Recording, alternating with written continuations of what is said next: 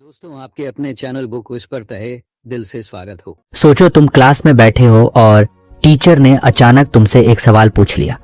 ज्यादातर बच्चे क्या करते हैं, या तो तुरंत कुछ भी बोल देते हैं या फिर घबरा कर जल्दी जल्दी जवाब देने लगते हैं। लेकिन कुछ बच्चे ऐसे होते हैं जो पहले एक छोटा सा पॉज लेते हैं, बस 2 सेकंड, फिर आराम से जवाब देते हैं। मजेदार बात यह है कि कई बार उनका जवाब बाकी बच्चों जैसा ही होता है, लेकिन फिर भी लोग उन्हें ज्यादा स्मार्ट और कॉन्फिडेंट मानते हैं। यही है 2 सेकंड पॉज की पावर। हम में से बहुत से लोग ऐसा सोचते हैं कि अगर हम तुरंत जवाब नहीं देंगे तो लोग समझेंगे कि हमें कुछ नहीं आता, इसलिए कोई कुछ पूछे नहीं कि हम फटाफट बोलना शुरू कर देते हैं। लेकिन असली दुनिया में अक्सर इसका उल्टा होता है।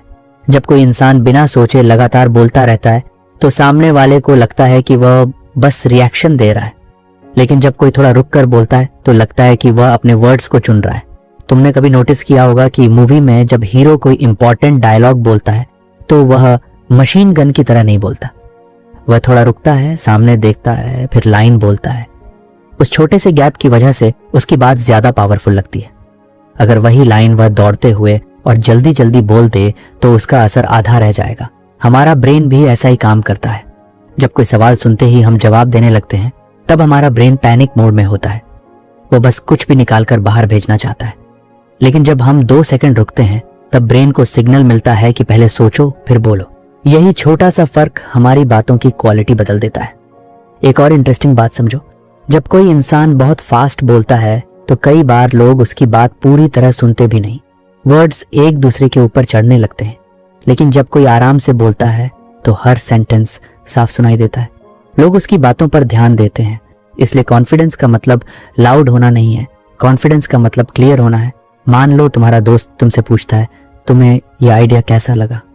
अब पहला तरीका देखो, हाँ अच्छा है, मतलब ठीक है, कर सकते हैं, मुझे तो सही लग रहा है। दूसरा तरीका देखो, तुम 2 सेकंड रुकते हो, फिर कहते हो, मुझे लगता है आइडिया अच्छा है, लेकिन एक चीज और सोचनी चाहिए। दोनों जवाब लगभग एक जैसे हैं, लेकिन दूसरा जवाब ज्यादा मैच्योर लगता है। क्यों? क्योंकि बीच में थोड़ा ठहराव था। लोग अक्सर सोचते हैं कि कॉन्फिडेंस वर्ड से आता है। सच यह है कि कॉन्फिडेंस का बड़ा हिस्सा बिहेवियर से आता है। तुम क्या बोलते हो उससे पहले लोग ये देखते हैं कि तुम खुद को कैसे हैंडल करते हो। जब कोई इंसान हर सवाल पर तुरंत कूद पड़ता है तो लगता है कि उसे खुद पर भरोसा नहीं है, जैसे वह साइलेंस से डर रहा हो। लेकिन जो इंसान कुछ सेकंड आराम से चुप रह सकता है वह दिखाता है कि उसे जल्दबाजी नहीं है। उसे पता है कि उसकी वैल्यू सिर्फ बोलने में नहीं बल्कि सही बोलने में है। कई लोग साइलेंस को ऑकवर्ड मानते हैं। उन्हें लगता है कि अगर 1 या 2 सेकंड भी कोई नहीं बोलेगा तो कुछ गड़बड़ हो जाएगी, इसलिए वे लगातार कुछ ना कुछ बोलते रहते हैं। लेकिन सच में छोटी खामोशी कोई प्रॉब्लम नहीं होती। कई बार वही खामोशी सबसे ज्यादा पावरफुल होती है। तुमने देखा होगा कि जब कोई बहुत इंपॉर्टेंट अनाउंसमेंट होने वाली होती है तो पहले थोड़ा साइलेंस रहता है। उस साइलेंस की वजह से लोगों का अटेंशन बढ़ जाता है। सभी इंतजार करते हैं कि अब क्या कहा जाएगा। यही चीज नॉर्मल कॉन्वर्सेशन में भी होती है। जब तुम पॉज लेते हो तो सामने वाला भी तुम्हारी तरफ ज्यादा ध्यान देता है। उसे लगता है कि अब कुछ सोचकर बोला जाएगा, इसलिए तुम्हारे वर्ड्स की वैल्यू बढ़ जाती है। एक मजेदार एग्जाम्पल समझो। अगर कोई दुकान वाला तुम्हें 50 बार बोले कि यह चीज बहुत अच्छी है, बहुत अच्छी है, बहुत अच्छी है, तो कुछ समय बाद तुम सुनना बंद कर दोगे। लेकिन अगर वह कम बोले और सही जगह बोले तो उसकी बात ज्यादा याद रहेगी।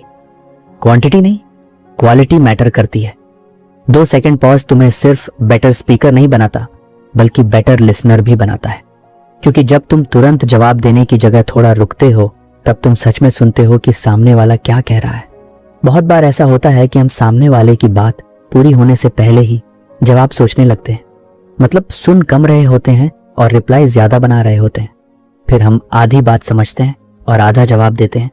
इससे कंफ्यूजन पैदा होता है। लेकिन जब तुम थोड़ा रुकते हो तब तुम्हारा ब्रेन पहले इंफॉर्मेशन को पकड़ता है, फिर जवाब बनाता है। इसलिए तुम्हारी बात ज्यादा सही निकलती है। एक और चीज होती है, जब हम नर्वस होते हैं तो हमारी स्पीड अपने आप बढ़ जाती है। वॉइस फास्ट हो जाती है, वर्ड्स जल्दी निकलने लगते हैं और ब्रीदिंग भी तेज हो जाती है। 2 सेकंड पॉज इस पूरी चेन को तोड़ देता है। जैसे ही तुम रुकते हो तुम्हारा बॉडी सिग्नल देता है कि कोई डेंजर नहीं है, सब ठीक है। फिर तुम्हारी आवाज भी स्टेडी हो जाती है। इसलिए यह सिर्फ स्पीकिंग ट्रिक नहीं है, यह माइंड कंट्रोल ट्रिक भी है। कई बड़े लीडर्स, एक्टर्स, स्पीकर्स और सक्सेसफुल पीपल पॉज का इस्तेमाल करते हैं। वे ऐसा इसलिए नहीं करते क्योंकि उन्हें जवाब नहीं आता, वे ऐसा इसलिए करते हैं क्योंकि उन्हें पता है कि हर वर्ड की कीमत होती है। सोचो, अगर तुम्हारे पास 100 रुपए हों और तुम उन्हें हवा में फेंक दो तो उनकी वैल्यू कम लगेगी, लेकिन अगर तुम हर रुपए को संभाल कर खर्च करो तो उसकी वैल्यू महसूस होगी। वर्ड्स भी ऐसे ही होते हैं, जब हम उन्हें संभाल कर इस्तेमाल करते हैं तो उनका असर बढ़ जाता है। अगर आपको हमारी फ्री समरी अच्छी लगती है तो आप हमारे चैनल को सब्सक्राइब कर सकते हैं, हमारी मेंबरशिप खरीद सकते हैं या हमें यूपीआई के थ्रू सपोर्ट कर सकते हैं। अब समरी पर वापस चलते हैं। सबसे अच्छी बात यह है कि इस हैबिट को सीखना बहुत आसान है। इसके लिए कोई कोर्स नहीं चाहिए, कोई स्पेशल टैलेंट नहीं चाहिए, कोई एक्स्ट्रा नॉलेज नहीं चाहिए। बस अगली बार जब कोई तुमसे कुछ पूछे तो अपने माइंड में धीरे से गिनो 1 2, फिर जवाब दो। बस इतना सा। शुरू में थोड़ा अजीब लगेगा कि लोग क्या सोचेंगे, लेकिन कुछ दिन बाद तुम्हें खुद फर्क दिखने लगेगा। तुम कम गलती करोगे, कम बेकार बातें बोलोगे, लोग तुम्हारी बात ज्यादा ध्यान से सुनेंगे। धीरे धीरे तुम्हें महसूस होगा कि तुम्हारे वर्ड्स पहले से ज्यादा स्ट्रांग लग रहे हैं, और सबसे खास बात, तुम्हें खुद अपने ऊपर ज्यादा कंट्रोल महसूस होगा। क्योंकि असली कॉन्फिडेंस ये नहीं है कि तुम हर समय कुछ बोलते रहो। असली कॉन्फिडेंस ये है कि तुम चुप भी रह सकते हो, सोच भी सकते हो, और फिर सही समय पर सही बात कह सकते हो। सिर्फ 2 सेकंड का पॉज बाहर से बहुत छोटा दिखता है, लेकिन उसके अंदर एक बड़ी ताकत छिपी होती है। वही ताकत तुम्हें रिएक्शन देने वाले इंसान से सोचकर जवाब देने वाला इंसान बनाती है। और जिंदगी में अक्सर वही लोग सबसे ज्यादा आगे जाते हैं जो हर बात पर तुरंत नहीं बोलते, बल्कि पहले सोचते हैं फिर बोलते हैं। कभी कभी हम सोचते हैं कि लोगों का अटेंशन खींचने के लिए कुछ स्पेशल करना पड़ता है, बहुत बोलना पड़ेगा, फनी बनना पड़ेगा या सबसे अलग दिखना पड़ेगा। लेकिन सच ये है कि कई बार सबसे ज्यादा नोटिस वही लोग होते हैं जो कुछ एक्स्ट्रा नहीं करते। वे बस अपने ऊपर कंट्रोल रखते हैं। तुमने देखा होगा कि कुछ लोग रूम में आते ही अलग लगते हैं। वे कोई मैजिक नहीं कर रहे होते। उनके कपड़े भी नॉर्मल हो सकते हैं, उनका फेस भी एवरेज हो सकता है, लेकिन फिर भी लोग उनकी तरफ देखते हैं। उसका एक बड़ा रीजन होता है उनका बॉडी लैंग्वेज। बहुत से लोग अपनी बॉडी को बिना सोचे चलाते रहते हैं। कभी हाथ हिला रहे हैं, कभी पैर हिला रहे हैं, कभी शर्ट खींच रहे हैं, कभी फेस को टच कर रहे हैं। उन्हें खुद भी पता नहीं चलता कि वे कितना मूवमेंट कर रहे हैं। अब सोचो कि अगर 1 पॉन्ड का पानी बिल्कुल शांत हो और उसके पास दूसरा पॉन्ड हो जिसमें हर सेकंड पत्थर फेंके जा रहे हो, तुम्हारी नजर किस पर ज्यादा टिकेगी?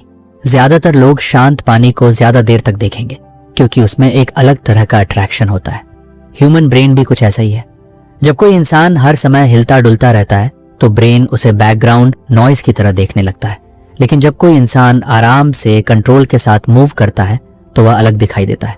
स्लो मोशन मूवमेंट्स का मतलब ये नहीं है कि तुम्हें रोबोट बन जाना है या मूवी के स्लो मोशन सीन की तरह चलना है। इसका मतलब बस इतना है कि तुम्हारे एक्शंस में जल्दबाजी ना हो। मान लो तुम किसी टेबल पर रखा ग्लास उठाने जा रहे हो। बहुत लोग क्या करते हैं, झटके से हाथ बढ़ाते हैं, ग्लास उठाते हैं और तुरंत वापस रख देते हैं। सब कुछ इतनी जल्दी होता है कि देखने वाले को कुछ फील ही नहीं होता। लेकिन अगर वही काम आराम से किया जाए, बिना हरी के, तो देखने वाले को लगता है कि ये इंसान रिलैक्स्ड है, उसे किसी रेस में नहीं भागना। असल में बॉडी की स्पीड कई बार माइंड की कंडीशन दिखाती है। जब अंदर टेंशन होती है तो बाहर मूवमेंट्स तेज हो जाते हैं। जब अंदर फियर होता है तो हाथ ज्यादा मूव करने लगते हैं। जब अंदर प्रेशर होता है तो बॉडी रेस्टलेस हो जाती है। और जब अंदर काम फीलिंग होती है तो बॉडी नेचुरली स्टेबल हो जाती है। इसलिए कई बार लोगों को इम्प्रेस करने के लिए ज्यादा ट्रिक्स सीखने की जरूरत नहीं होती।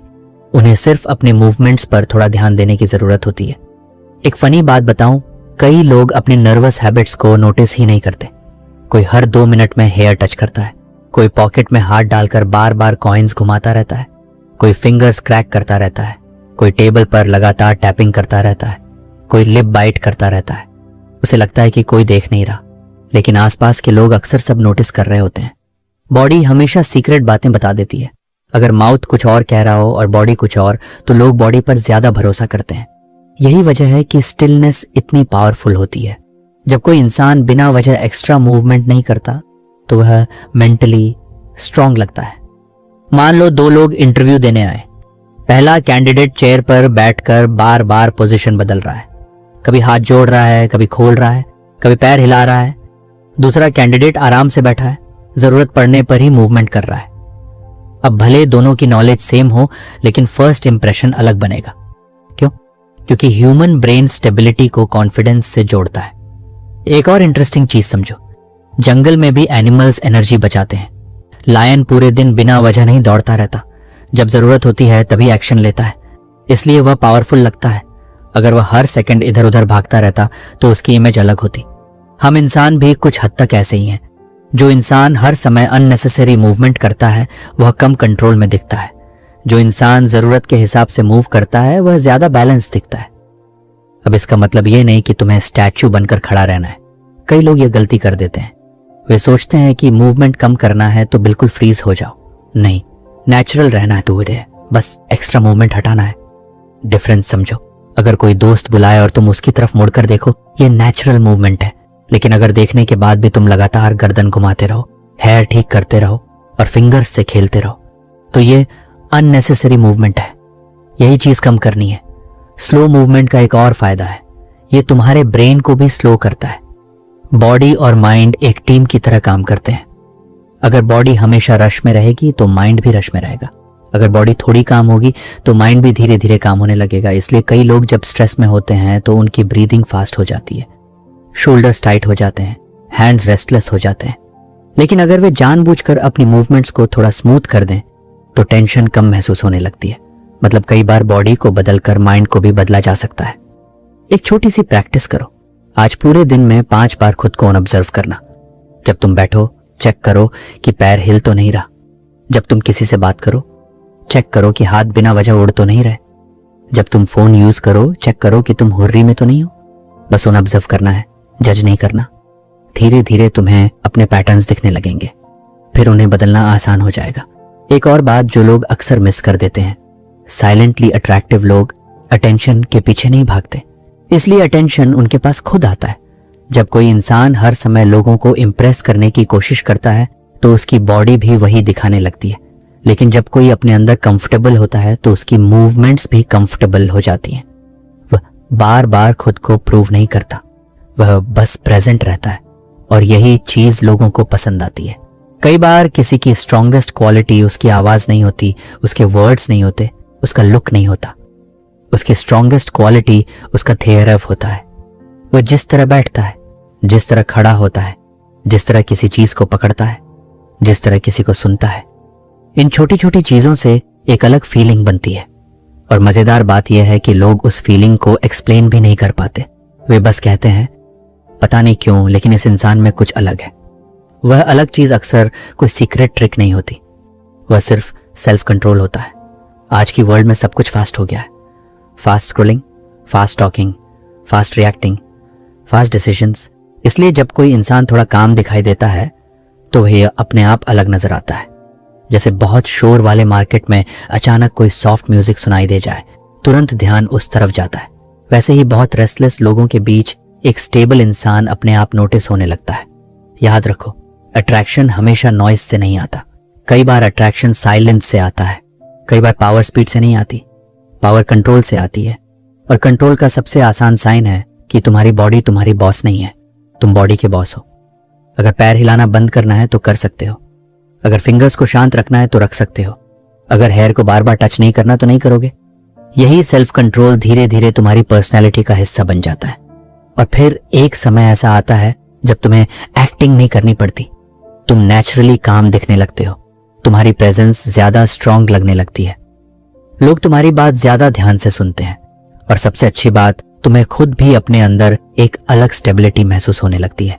क्योंकि आखिर में मैग्नेटिक पर्सनैलिटी का सीक्रेट ज्यादा मूवमेंट नहीं है।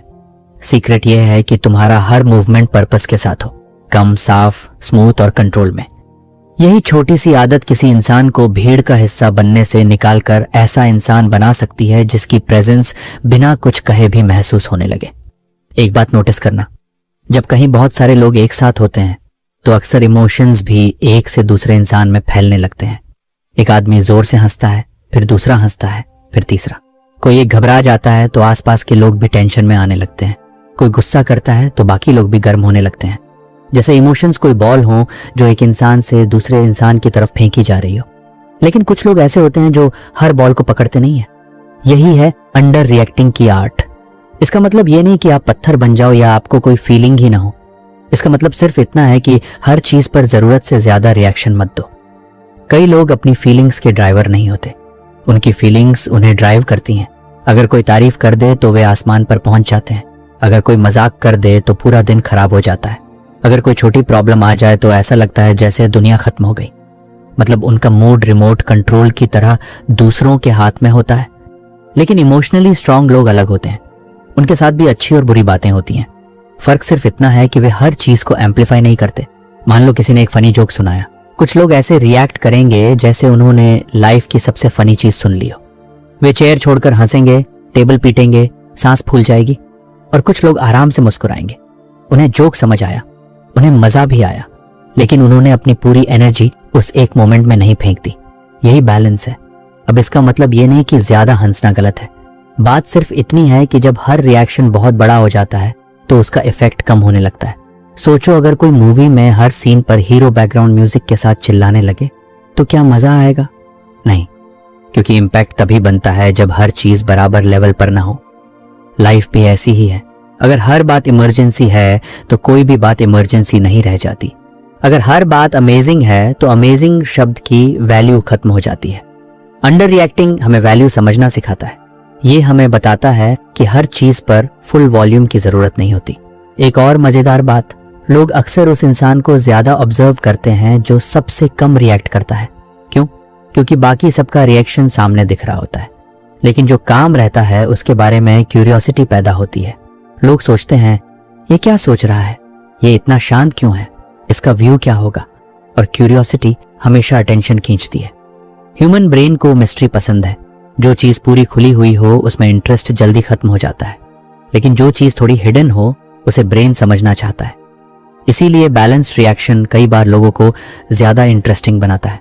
अब एक दूसरी सिचुएशन सोचो, किसी ग्रुप में अचानक कोई प्रॉब्लम आ गई, बाकी लोग जल्दी जल्दी बोल रहे हैं, कोई ब्लेम कर रहा है, कोई टेंशन ले रहा है, कोई फ्यूचर की चिंता कर रहा है। ऐसे समय में अगर एक इंसान आराम से सिचुएशन को देख रहा हो तो बाकी लोग उसकी तरफ देखने लगते हैं, क्योंकि पैनिक कभी सॉल्यूशन नहीं बनाता, कामनेस सॉल्यूशन ढूंढने में मदद करती है। जब रूम गर्म हो जाए तब एक ठंडी हवा सबसे ज्यादा महसूस होती है। वैसे ही जब माहौल इमोशनल हो जाए तब बैलेंस्ड इंसान सबसे ज्यादा अलग दिखाई देता है। यह क्वालिटी सिर्फ दूसरों को इंप्रेस नहीं करती, यह आपकी खुद की लाइफ भी आसान बनाती है। सोचो अगर हर छोटी बात पर तुम्हारा मूड बदल जाए तो कितना मुश्किल होगा। कभी खुशी ऊपर, कभी दुख नीचे, कभी गुस्सा, कभी एक्साइटमेंट, कभी टेंशन। पूरे दिन इमोशनल रोलर कोस्टर चलता रहेगा। लेकिन जब तुम रिएक्शंस को थोड़ा कंट्रोल करना सीखते हो तो लाइफ ज्यादा स्टेबल लगने लगती है। तुम छोटी चीजों के गुलाम नहीं रहते, तुम्हारे अंदर एक अलग तरह की फ्रीडम आने लगती है। एक बात हमेशा याद रखना, इवेंट से ज्यादा इंपॉर्टेंट होता है उसका मीनिंग। दो लोग एक ही बात सुन सकते हैं, एक इंसान अपसेट हो सकता है, दूसरा बिल्कुल नॉर्मल रह सकता है। क्यों? क्योंकि दोनों ने उस बात को अलग मीनिंग दिया।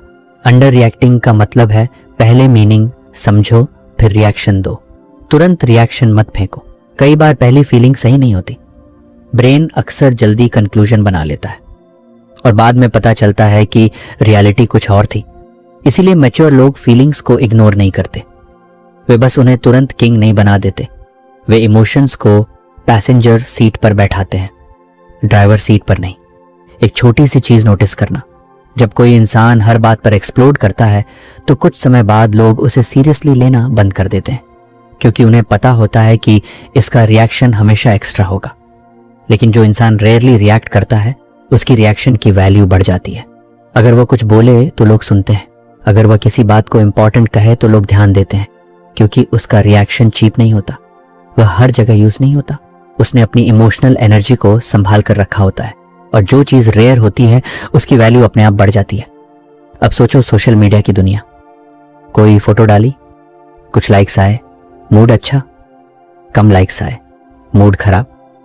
किसी ने नाइस लिखा, खुशी, किसी ने नेगेटिव कमेंट लिखा, दुख। अगर इंसान हर नोटिफिकेशन के हिसाब से जीने लगे तो उसका कंट्रोल खत्म हो जाएगा, उसकी लाइफ एल्गोरिदम चलाएगा, वह खुद नहीं।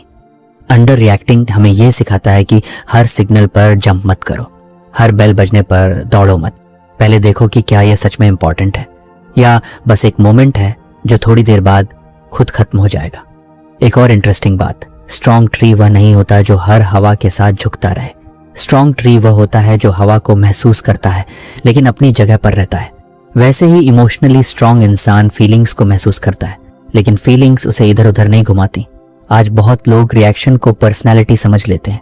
उन्हें लगता है कि लाउड होना मतलब कॉन्फिडेंट होना, हर बात पर ओपिनियन देना मतलब स्मार्ट होना, हर चीज पर एक्साइटमेंट दिखाना मतलब एनर्जेटिक होना। लेकिन असली स्ट्रेंथ कई बार ऑपोजिट होती है। असली स्ट्रेंथ होती है कंट्रोल।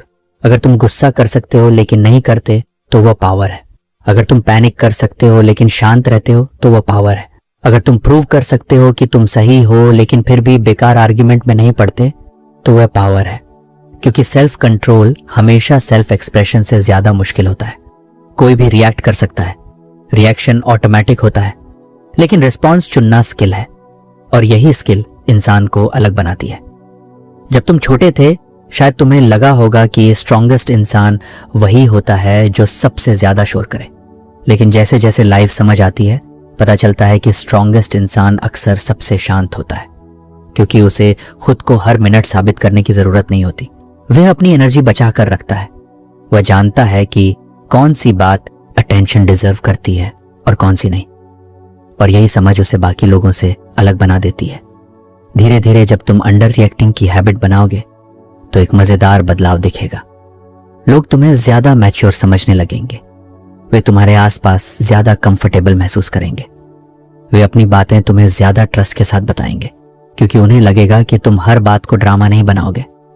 तुम हर छोटी चीज को माउंटेन नहीं बनाओगे। तुम पहले समझोगे फिर रिएक्ट करोगे। और शायद इस पूरी बात का सबसे बड़ा सीक्रेट यही है, लाइफ में हर चीज तुम्हारे कंट्रोल में नहीं होगी। लोग क्या बोलेंगे, कंट्रोल नहीं। कौन क्या करेगा, कंट्रोल नहीं। कौन तुम्हें पसंद करेगा या नहीं करेगा, कंट्रोल नहीं। लेकिन एक चीज हमेशा तुम्हारे कंट्रोल में रह सकती है, तुम्हारा रिएक्शन। और जिस दिन इंसान अपने रिएक्शन का मालिक बन जाता है उस दिन से वह धीरे धीरे अपनी लाइफ का भी मालिक बनने लगता है। क्योंकि दुनिया का सबसे पावरफुल इंसान वह नहीं है जो सबसे ज्यादा आवाज करता है। सबसे पावरफुल इंसान वह है जो अपने इमोशंस को सुन सकता है, समझ सकता है और फिर फैसला कर सकता है कि उन्हें बाहर कितना आने देना है। यही अंडर रिएक्टिंग की असली ताकत है। दुनिया में ज्यादातर लोग नोटिस किए जाना चाहते हैं।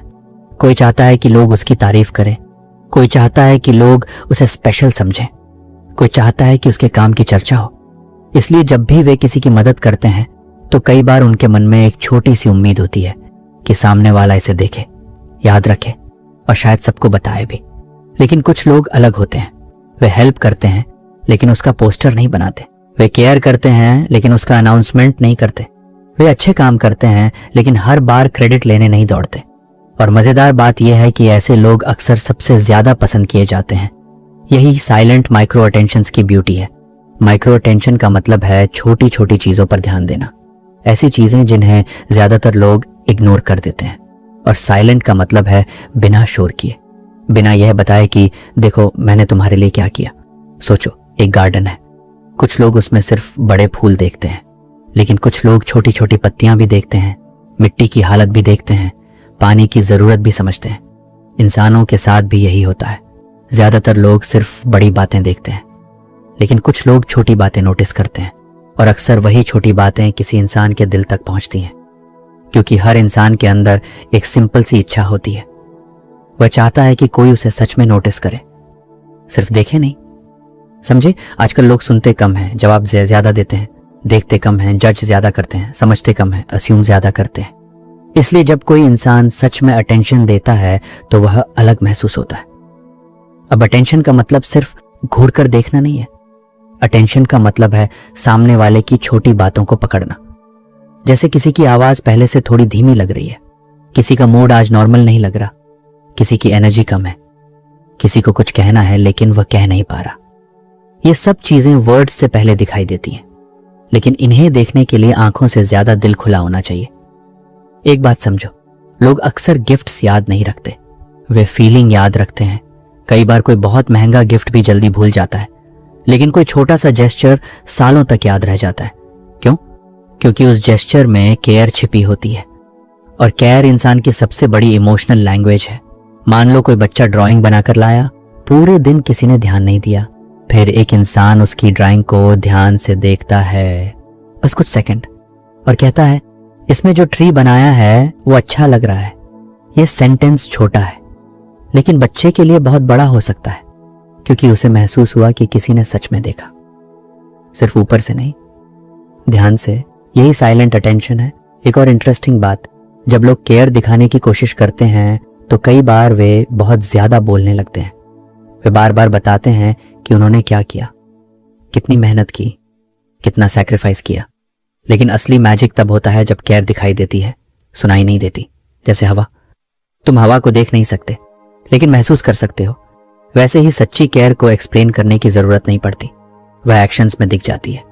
और एक्शंस हमेशा वर्ड्स से ज्यादा भरोसेमंद लगते हैं, क्योंकि वर्ड्स कोई भी बोल सकता है, लेकिन लगातार छोटे अच्छे एक्शंस करना आसान नहीं होता। एक छोटी सी बात सोचो, अगर कोई इंसान हर बार कहे कि मैं बहुत लॉयल हूं, तो शायद लोग तुरंत भरोसा ना करें।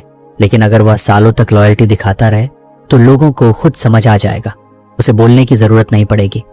इसी तरह केयर भी होती है, जितनी ज्यादा उसे साबित करने की कोशिश की जाती है उतनी कम नेचुरल लगती है।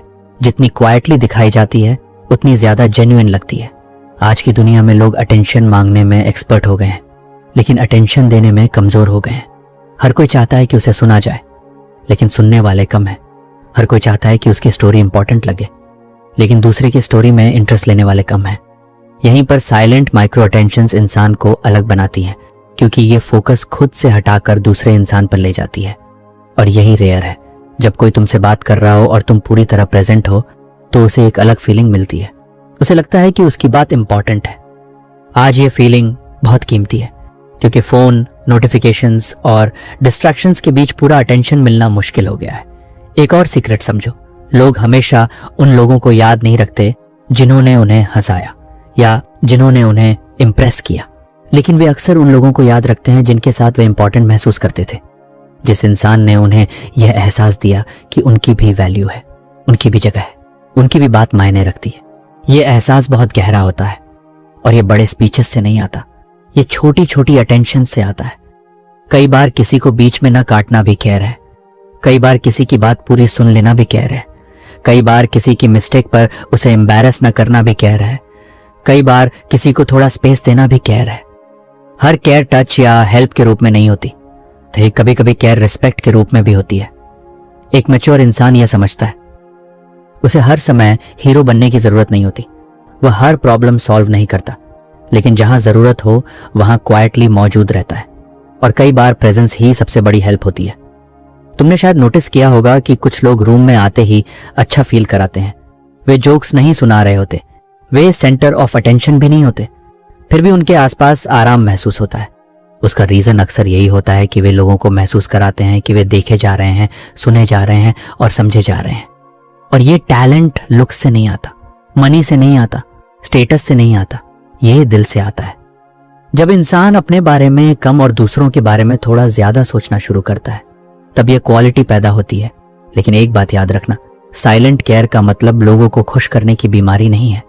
इसका मतलब यह नहीं कि हर समय सबकी जरूरतें पूरी करते रहो या खुद को भूल जाओ। नहीं, इसका मतलब सिर्फ इतना है कि जब मौका मिले तब इंसानियत दिखाओ, बिना हिसाब रखे, बिना स्कोर गिने, बिना यह सोचे कि बदले में क्या मिलेगा। क्योंकि जब केयर व्यापार बन जाती है तब उसकी गर्माहट खत्म हो जाती है, फिर वह डील लगती है, दिल नहीं। सबसे सुंदर केयर वही होती है जिसमें कोई हिडन बिल नहीं होता, कोई एक्सपेक्टेशन नहीं होती, कोई अपलॉज नहीं चाहिए होता। बस एक सिंपल इंटेंशन होता है कि किसी का दिन थोड़ा बेहतर हो जाए। और शायद यही वजह है कि साइलेंट माइक्रो अटेंशंस इतनी अट्रैक्टिव होती हैं, क्योंकि वे लोगों को यह महसूस कराती हैं कि इस तेज भागती दुनिया में अभी भी ऐसे लोग हैं जो देखते हैं, समझते हैं और बिना शोर किए अच्छा करने की कोशिश करते हैं। और सच कहें तो दुनिया को सबसे ज्यादा जरूरत ऐसे ही लोगों की है। उन लोगों की जो लाउड नहीं है लेकिन काइंड है, जो शो ऑफ नहीं करते लेकिन केयर करते हैं, जो अपने अच्छे कामों का ढोल नहीं बजाते लेकिन जहां जरूरत होती है वहां क्वाइटली मौजूद रहते हैं। क्योंकि आखिर में लोगों को तुम्हारे वर्ड्स कम याद रहते हैं, तुम्हारी इमेज भी धीरे धीरे धुंधली हो जाती है, लेकिन तुमने उन्हें कैसा फील कराया था वो बहुत लंबे समय तक उनके दिल में रहता है। और अक्सर वही फीलिंग किसी इंसान की सबसे खूबसूरत पहचान बन जाती है। हम जब किसी इंसान को पहली बार देखते हैं तब वह कुछ बोलने से पहले ही हमारा ब्रेन उसके बारे में एक छोटी सी स्टोरी बना लेता है। ये स्टोरी उसके कपड़ों से थोड़ी बनती है, उसके चलने के तरीके से थोड़ी बनती है, लेकिन सबसे ज्यादा उसके फेस से बनती है, खासकर उसकी आईज से। मजेदार बात यह है कि कई बार इंसान अंदर से बिल्कुल नॉर्मल होता है, लेकिन उसका फेस कुछ और ही मैसेज भेज रहा होता है। कोई थका हुआ नहीं है, फिर भी टायर्ड दिखता है। कोई गुस्से में नहीं है, फिर भी एंग्री लगता है। कोई दुखी नहीं है, फिर भी सैड दिखाई देता है। इसका रीजन ये नहीं कि वह इंसान खराब है, बस उसका नेचुरल फेस ऐसा बन गया है कि लोग उसे गलत समझ लेते हैं। यहीं पर एंगेज्ड रेस्टिंग फेस की इंपॉर्टेंस शुरू होती है। सबसे पहले एक सिंपल बात समझो। रेस्टिंग फेस का मतलब है वह चेहरा जो तुम्हारा तब होता है जब तुम कुछ खास नहीं कर रहे होते, न हंस रहे हो, न बात कर रहे हो, न किसी फोटो के लिए पोज दे रहे हो, बस नॉर्मल हो। अब सोचो, दिन का कितना समय हम इसी फेस के साथ बिताते हैं? बहुत ज्यादा। मतलब लोग हमें सबसे ज्यादा इसी वर्जन में देखते हैं।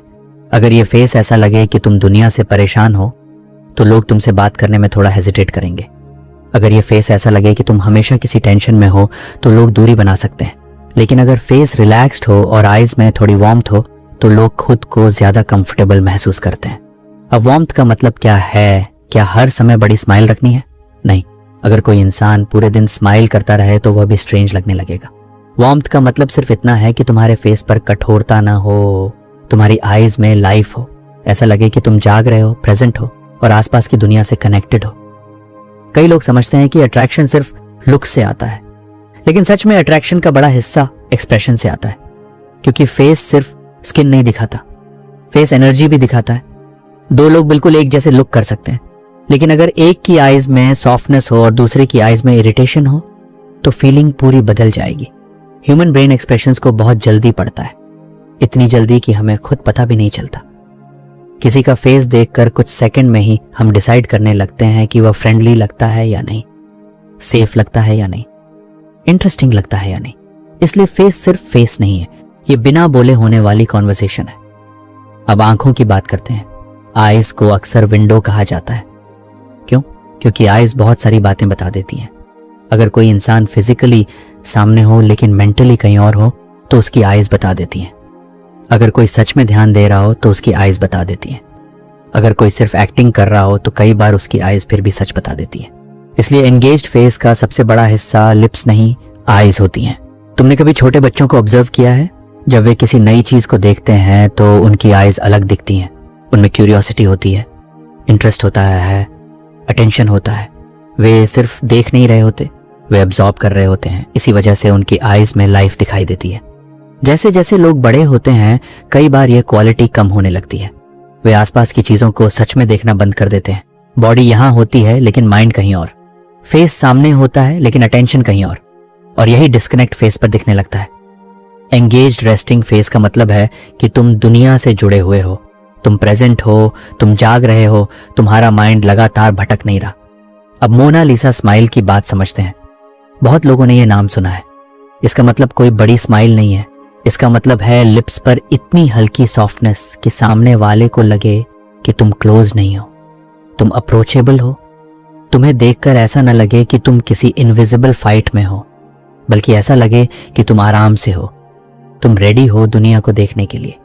यह स्माइल इतनी छोटी होती है कि कई बार लोग उसे स्माइल भी नहीं कहते, लेकिन उसका इफेक्ट बड़ा होता है क्योंकि वह फेस को वार्म बना देती है और वार्मथ लोगों को अपनी तरफ खींचती है। सोचो, सर्दी के दिन है, 2 कमरे हैं, एक रूम ठंडा है, दूसरा रूम हल्का वार्म है। लोग कहाँ बैठना पसंद करेंगे? ज्यादातर लोग वार्म रूम चुनेंगे। इमोशंस में भी यही होता है। हम नेचुरली उन लोगों के पास कंफर्टेबल महसूस करते हैं जिनके फेस में इमोशनल वार्मथ होती है। अब एक और सीक्रेट समझो। एंगेज्ड फेस का मतलब परफेक्ट फेस नहीं है। तुम्हारी नोज कैसी है, आईज बड़ी हैं या छोटी हैं, फेस राउंड है या थिन है, इससे ज्यादा फर्क नहीं पड़ता।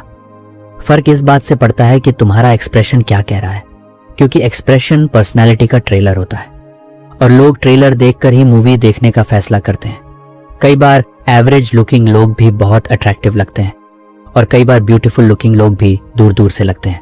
रीजन यही होता है, एक्सप्रेशन, एनर्जी, प्रेजेंस। अब एक छोटा एक्सपेरिमेंट कर सकते हो। कभी मिरर के सामने खड़े होकर अपना नॉर्मल फेस देखो। एक्टिंग मत करना, स्माइल मत करना, बस वैसे खड़े रहो जैसे आमतौर पर रहते हो। फिर खुद से पूछो, अगर मैं खुद को पहली बार देखता तो मुझे कैसा लगता?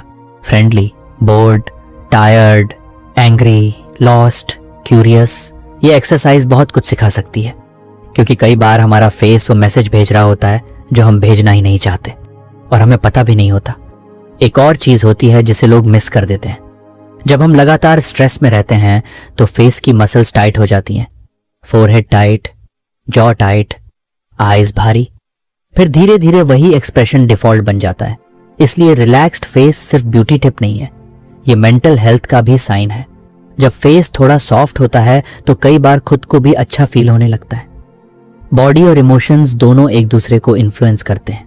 अब सोचो कोई इंसान तुम्हारे सामने बैठा है, वह कुछ नहीं बोल रहा, लेकिन उसकी आईज बार बार भटक रही हैं, फेस पर बोर्डम है, अटेंशन कहीं और है।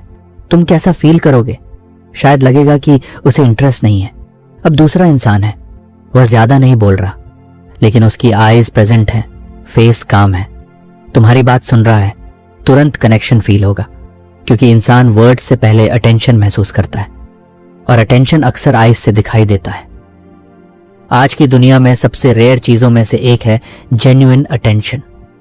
हर कोई बिजी है, हर कोई डिस्ट्रैक्टेड है, हर किसी के पास स्क्रीन है। इसलिए जब कोई इंसान सच में प्रेजेंट होता है तो वह अलग महसूस होता है, और एंगेज्ड रेस्टिंग फेस उसी प्रेजेंस का बाहर दिखने वाला रूप है। ये कोई एक्टिंग नहीं है, ये कोई ट्रिक नहीं है, ये कोई फेक स्माइल नहीं है। ये सिर्फ एक छोटी सी याद दिलाने वाली बात है कि जब तुम दुनिया को देखो तो सच में देखो, जब किसी के साथ बैठो तो सच में वहां रहो, जब किसी चीज को नोटिस करो तो क्यूरियोसिटी के साथ नोटिस करो। धीरे धीरे ये फीलिंग फेस पर दिखने लगती है। फिर तुम्हें स्माइल करने की जरूरत भी कम पड़ती है, क्योंकि आईज खुद वार्मथ दिखाने लगती हैं। और शायद यही सबसे ब्यूटीफुल एक्सप्रेशन होता है, वह एक्सप्रेशन जिसमें कोई जोर नहीं होता, कोई शो ऑफ नहीं होता, कोई बनावट नहीं होती। बस एक शांत सा मैसेज होता है कि मैं यहां हूं, मैं जाग रहा हूं, मैं प्रेजेंट हूं, और मैं इस मोमेंट को सच में देख रहा हूं। ऐसा फेस लोगों को सेफ भी फील कराता है, और क्यूरियस भी, कंफर्टेबल भी बनाता है, और इंटरेस्टिंग भी। और यही वजह है कि कई बार सबसे याद रहने वाला चेहरा वह नहीं होता जो सबसे ज्यादा सुंदर हो। सबसे याद रहने वाला चेहरा वह होता है जिसमें इंसानियत दिखती है, वार्मथ दिखती है, और आंखों में एक छोटी सी चमक दिखती है जो कहती है कि यह इंसान सिर्फ देख नहीं रहा, सच में महसूस भी कर रहा है। बहुत सारे लोग एक बात से डरते हैं, लेकिन खुलकर बताते नहीं है। ये डर अंधेरे का नहीं होता, किसी मॉन्स्टर का नहीं होता, किसी एग्जाम का भी नहीं होता। ये डर होता है अपने साथ अकेले रहने का। जैसे ही आसपास लोग नहीं होते, कुछ लोगों को अजीब लगने लगता है। उन्हें लगता है कि कुछ मिसिंग है, इसलिए वे तुरंत फोन खोल लेते हैं, म्यूजिक चला लेते हैं, किसी को मैसेज कर देते हैं, या कुछ ना कुछ ऐसा ढूंढ लेते हैं जिससे उनका ध्यान खुद से हट जाए। अब इसमें कोई बुराई नहीं है, हम सब कभी ना कभी ऐसा करते हैं। लेकिन एक इंटरेस्टिंग बात है, जो इंसान अपने साथ आराम से बैठ सकता है वह अक्सर अंदर से ज्यादा स्ट्रांग होता है। क्यों? क्योंकि उसने अपने आप से दोस्ती कर ली होती है। सोचो अगर तुम्हारे पास एक दोस्त हो जो हर समय तुम्हारे साथ रहता हो, सुबह, दोपहर, शाम, रात, हर जगह, हर दिन, तुम उसके साथ कंफर्टेबल होना चाहोगे या नहीं? बिल्कुल होना चाहोगे। अब एक सीक्रेट सुनो, वह दोस्त कोई और नहीं, तुम खुद हो। पूरी लाइफ में सबसे ज्यादा टाइम तुम अपने साथ बिताने वाले हो। फिर भी बहुत लोग अपने साथ बैठना नहीं सीखते। वे हमेशा किसी डिस्ट्रैक्शन की तलाश में रहते हैं। जैसे कमरे में साइलेंस आते ही उन्हें बेचैनी होने लगती है। लेकिन जो लोग सॉलिट्यूड को एंजॉय करना सीख लेते हैं, उनके अंदर एक अलग तरह की फ्रीडम आ जाती है। पहले एक छोटी सी बात समझो, अकेले होना और लोनली होना दोनों अलग चीजें हैं। अकेले होना मतलब आसपास कोई नहीं है, लोनली होना मतलब दिल के अंदर खालीपन महसूस होना। यह जरूरी नहीं कि जो अकेला है वह लोनली भी हो, और यह भी जरूरी नहीं कि जिसके आसपास बहुत लोग हैं वह खुश ही हो। कई बार इंसान भीड़ में खड़ा होता है लेकिन फिर भी अकेला महसूस करता है, और कई बार कोई अपने साथ बैठा होता है और बिल्कुल पीसफुल फील करता है। डिफरेंस बाहर नहीं होता, डिफरेंस अंदर होता है। अनअपोलोजेटिक सॉलिट्यूड का मतलब है कि तुम्हें अपने अकेले होने पर शर्म नहीं आती। तुम उसे छिपाने की कोशिश नहीं करते, तुम ऐसा दिखाने की कोशिश नहीं करते कि देखो मैं कितना बिजी हूं। तुम बस कंफर्टेबल रहते हो। आज की वर्ल्ड में यह क्वालिटी रेयर हो गई है, क्योंकि हर जगह एक इनविजिबल प्रेशर है। हर समय कनेक्टेड रहो, ऑनलाइन रहो, रिप्लाई दो, अपडेट डालो, शेयर करो, रिएक्ट करो, लाइक करो, कमेंट करो, मतलब हर समय किसी ना किसी को बताओ कि तुम मौजूद हो। धीरे धीरे लोगों को लगने लगता है कि अगर वे कुछ देर चुप रहे तो शायद उनकी वैल्यू कम हो जाएगी। लेकिन सच इसका उल्टा है। किसी इंसान की वैल्यू इस बात से नहीं आती कि कितने लोग उसे देख रहे हैं। वैल्यू इस बात से आती है कि वह खुद को कैसे देखता है।